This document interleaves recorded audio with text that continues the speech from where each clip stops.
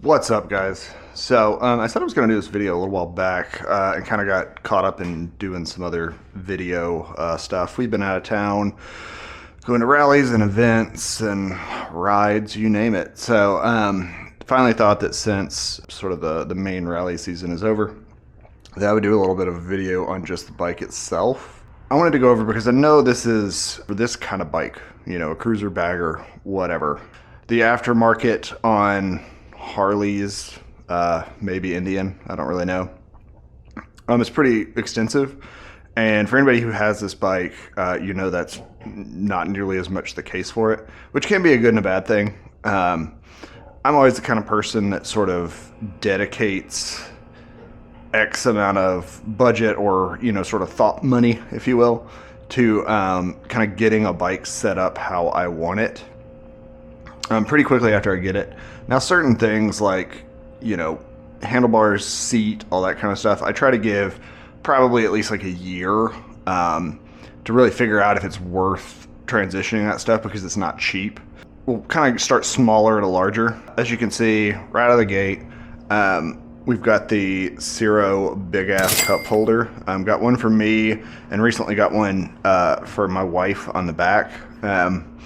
And I know a lot of people, especially people that aren't kind of in the cruiser world, kind of giggle at the idea of a cup holder on a motorcycle. But I can tell you, as someone who lives somewhere, as you can tell probably in Arkansas, it can very easily get well into the triple digits through parts of the summer that I ride through.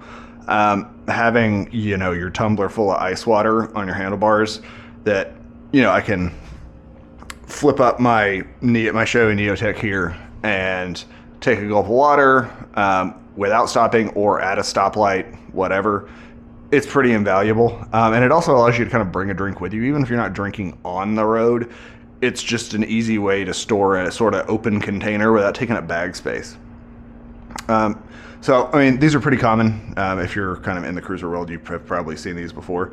I've tried a few different options with kind of like a water bottle holder, tried something on the bars. This was just easier to reach and allowed me to use kind of like, you know, a 32 ounce tumbler with a straw that I could drink while I was going.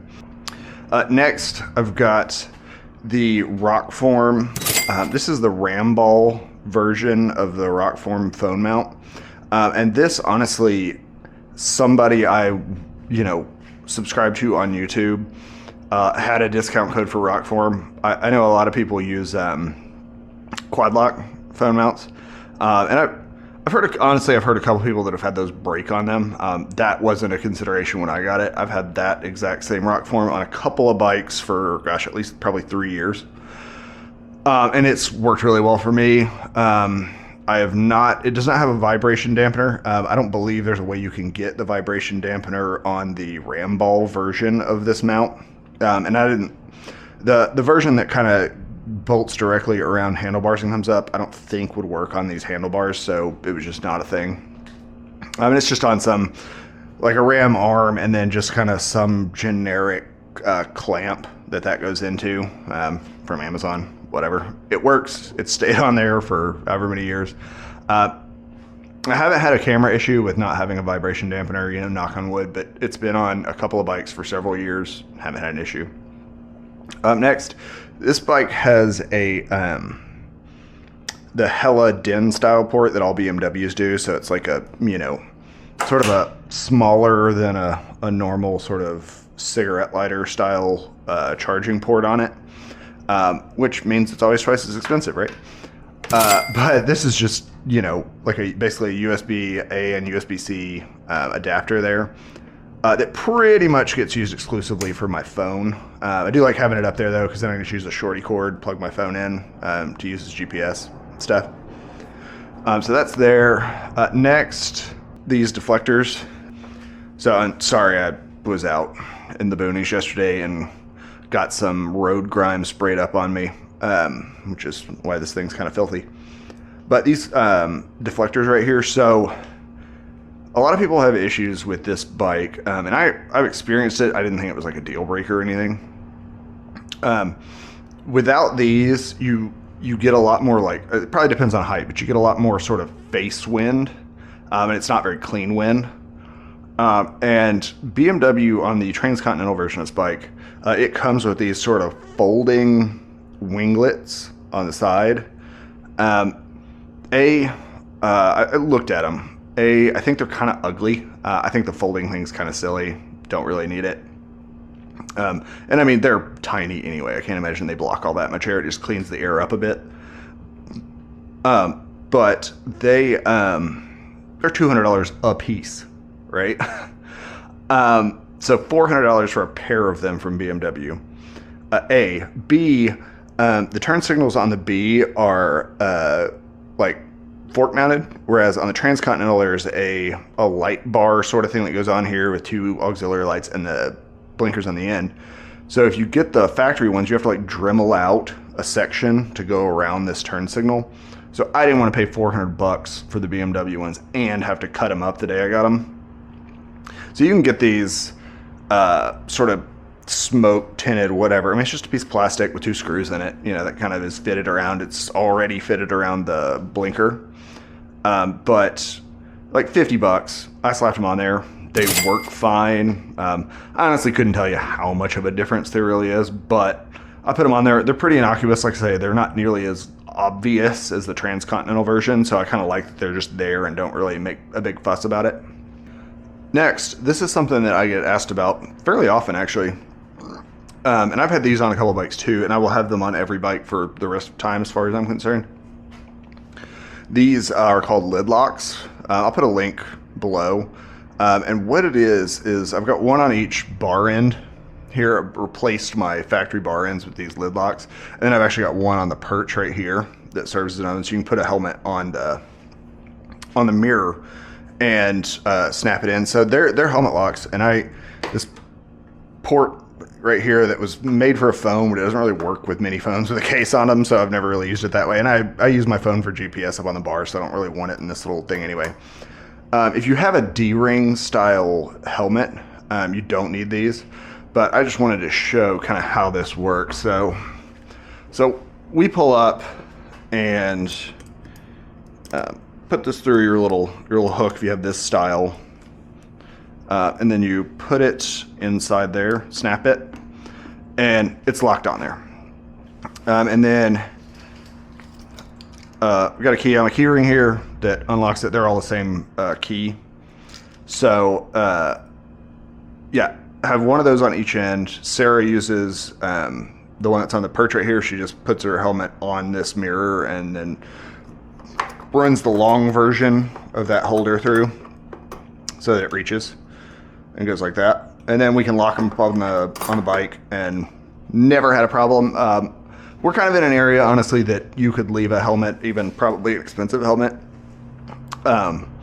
just sitting, hanging off a handlebar without being locked all day and probably not have a problem. But we put them on there just for a little bit of peace of mind. And yes, I know somebody could pretty easily, if they had a tool, cut through that and be gone, but we don't want to carry our helmets around all day. I don't have a tour pack to put the helmets in. So that's a good solution for us. I've been using them for years. They're not too terribly expensive. I'm going to quote it wrong here probably, but I want to say they're $50, $75, depending on which version you're getting. You know, they're a little bit of price difference there. But yeah, $50, $75. And some of them, like the bar end ones are specific, but the perch mount ones I believe are pretty universal. Just based on whether you're metric or SAE. So that's how that works. The next part here is seat covers. So this is a stock seat. I mean, I've done the miles on the bike, obviously, but I've done, you know, a normal sort of saddle sore 1000, and then I've done a Bun Burner Gold, you know, 1,500 miles in 24 hours or less with this stock seat. I just have a few seat pad options that I have to throw onto it if I know I'm going to have a big day. So the first option is these are Alaska leather seat cushions, sort of the rider one and then the passenger one. And these are good. When you're talking real long days, I think there's a better option that I'll show here in a minute. But these are good for just like going out for the weekend and being a little bit more comfortable. They keep your butt a little bit cooler and they keep it a little bit warmer if necessary. And they are just a nice little comfort upgrade without having to, you know, spend $1,000 on a seat. So I've got one of those for me and one of those for the passenger seat as well. And the final option for seat cushion is this wild ass seat cushion. Now this is the neoprene version. This I got almost specifically sort of for doing the Bun Burner Gold, the 1,524 hours. Just to try it, honestly, and I successfully did it. So there you go. It's a plug for Wild Ass. But no, the Wild Ass folks are great. They're cool on social media, and they really stand behind their products and support riders. So I can say you get this thing dialed in air-wise, and they will help you out as much as possible, and you'll be good to go. If you're not used to doing huge, enormous days, it's not going to magically change that. I don't personally think. But it will just extend your comfort between those gas stops a little bit more, and hour after hour after hour, that really does help out. All right, that ends the first part of the sort of smaller upgrades portion of this two-part series. If you guys have any questions, please let me know. I installed all this myself, so if there's anything you have questions about that you purchased and couldn't figure out, feel free to reach out, comment here, hit me up on Instagram, however you want to do it. But y'all stay safe out there. Have a good one. Enjoy the fall riding season. Later.